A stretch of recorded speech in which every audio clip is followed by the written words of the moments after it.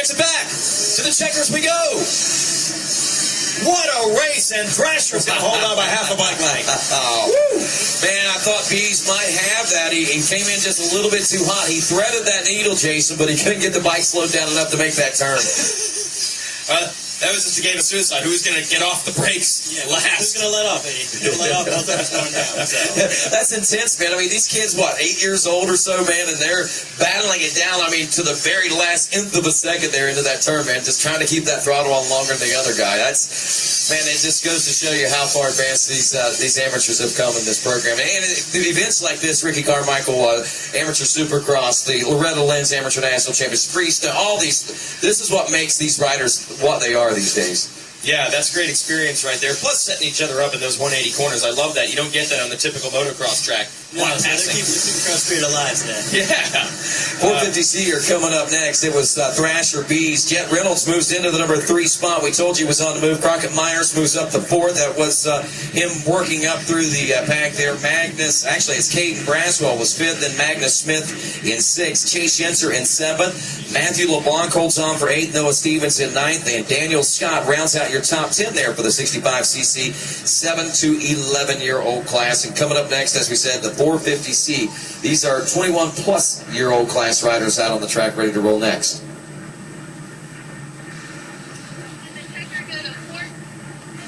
So looking at this one, guys, I'm assuming 450C, it's always hard to tell in the C classes, but Morgan Edwards out of Salisbury, England, on Evolution Motorsports KTM, the 46, took a win, I think, coming into this one, and he has set himself up to be the man to beat, according to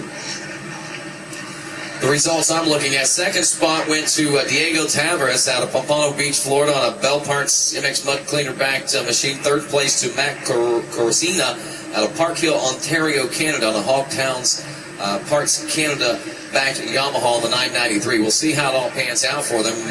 Consistency is going to be key. Good starts and staying straight and forward.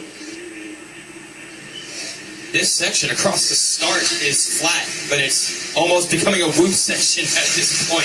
Diego Tavares is your leader on that one, guys, and he took the second in Moto 1. Looks like we've got some flags coming out, so that could change the face of this race in the middle pack, depending on how everyone got started out there. This is a pretty cool new class that they have here. It's 450C and 21 plus in age, so it helps a lot of kids. I guess they have a younger division now as well.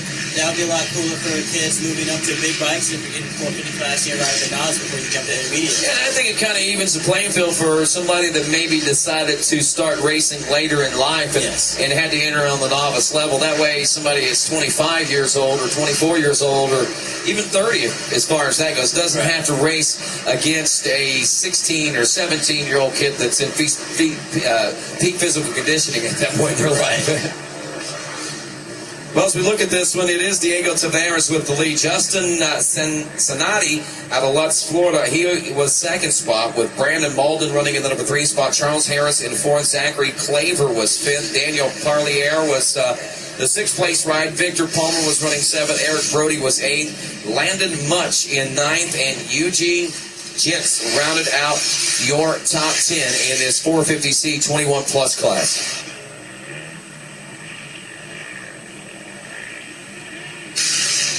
Coming up next, we got the 85cc, another class that's fun to watch, 12 to 13-year-old division. I think that's going to be making that run next. We have a decision on the 250 Pro Sport. We're going to bring him back, or we're going to run the full deal. Sean Hackley, you get your wish. Okay, so they're going to run all the laps then. Yeah.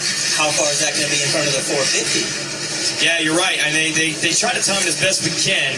Senior BC is race 14, Senior BC 45 plus. After that, Senior BC 45 plus, we will then bring 258 Pro Sport back to the gate, and we'll run their full 12 laps.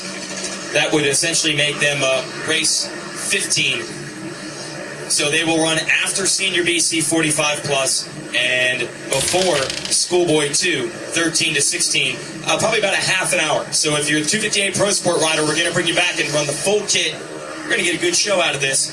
So you have about a half hour, I'd say, to the time of these motos, and we'll bring 258 Pro Sport back for a full race after race 15, which is, or after race 14, which is Senior BC 45 plus. You know, a big part of training is recovery time, and this right here is going to tell whether or not these guys have been doing the right types of training or not, I think, Sean. Yes, and I spoke with Plessinger, Hayes, as well as Tucker, and they were all ready to go for the next 12 laps again if they had to run over. So we're really going to see who's training, who's been working hard, getting ready for this event.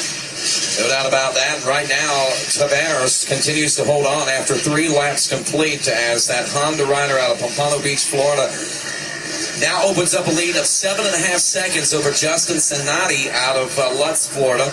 A 1:11 lap time by Tavares. Now get this, we were looking at a little quicker lap times, I think, by 65cc. Some of the 65cc riders, if I'm not mistaken, are close to the same lap times as some of these guys. But anyway, it's just pretty amazing. Novice class to the 65 riders who have been doing this since they were 4 years old. But 7.5 seconds between first and second right now. Justin Sinati has a 8-second lead over third place rider, the 3:14 of Charles Harris. And then another 3 seconds back to the fourth place rider, Zachary Claver. And Morgan Edwards rounds out your top 5 aboard the number 46.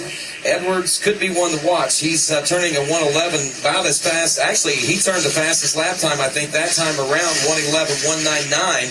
And he's only a second behind Zachary Claver, so he should be moving up to fourth. But the thing about it is, can or will he be able to catch Diego Tavares? That's going to be tough to do if Tavares can stay consistent on this lap time that he opened up with.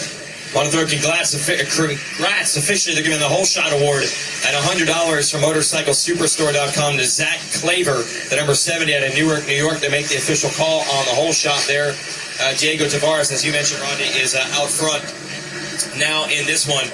Tavares was pretty strong in his heat race, did finish second, but it's a main event format. It's not a traditional motocross where we average the 2 scores. Nope, you win the main event, you're the champ. Simple as that. Sinati's still back in that number 2 spot. Harris still in third. This is after 4 laps complete now. 10 seconds the gap between first and second. 8.5 now between second and third. But Morgan Edwards, who we told you was going to be moving up into the number 4 spot according to the way lap times are looking. The 46 machine is now 4th. Popped off a 1:12 and only 0.7 of a second behind the third place ride of Charles Harris. So the 46 and 3:14, we should be looking at a battle shaping up or just subsiding at this particular point now as time wears on here.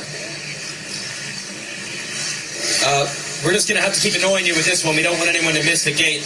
We'll just keep hitting it as much as possible for those here at the facility. It is 258 Pro Sport. We're going to race it again. They had a red flag. We're going to race it again, all 12 laps, and it essentially becomes race 75A or race 14A.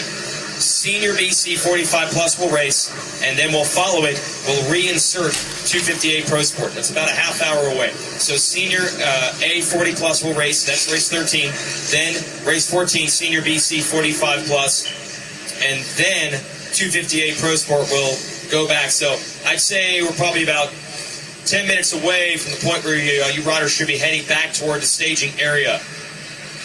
So that's interesting. We're going to get the full kit of 12 laps, and it's intensity, and this track is rough. We'll see where the fitness is for some of these guys. And it's actually gotten fairly warm out here today. 7 laps is what they're running in this particular division and class. They have 5 in the history books. Working on lap number 6, should be seeing a white flag come out. Morgan Edwards, the number 46 out of Salisbury, England, is the one we're keeping an eye on. A 1:12.089 last time around. He is now up to a number 3 spot. Was 5.5 seconds behind Justin Sinandi, but very well could be challenging as they go across the finish line here about any second now. And the 139 of 46 will be taking this one down, and nope, it won't, because look at that. There went Morgan Edwards right past the 139 like he was sitting still in that front stretch, just past. Oh, did he crash? Trying to figure out who that was there. They go into that back section. They were blocked by some of those. I think that's just the leader got held up by a lap rider. They were blocked by some of the hay bales back there. Yeah, here we go. It's Tavares still out front alone by himself, able to avoid the carnage that could have trapped him there. 16.5 second gap between him and himself in second place right now. But like we said, that's where the battle was. Edwards, though, made the pass. The 46 now is second, and looks like Edwards is going to run out of time. Diego Tavares is obviously fast, and as is Morgan Edwards right now. As we look at the fastest lap was turned in this division, and then in this particular race by now third place rider Morgan Edwards. That's it. 1:11.199 is what he turned as the fastest lap in this one, and there went Tavares. Got the victory. Takes checkered flag. If you're going to take that checkered flag, got to give it back, man. Oh, no, he didn't take it. He just won. There you go. Just won. Good little battle back there. Morgan Edwards not giving up. No. Made a long trip over for this one also. I mean, that's the kind of prestige this particular event holds. I mean, international talent wants to come and be a part of this, and that right there just goes to show you, I think, just exactly how important this race is as part of the 5 majors in the American Motocross Championships. Let's bring the mini cycle.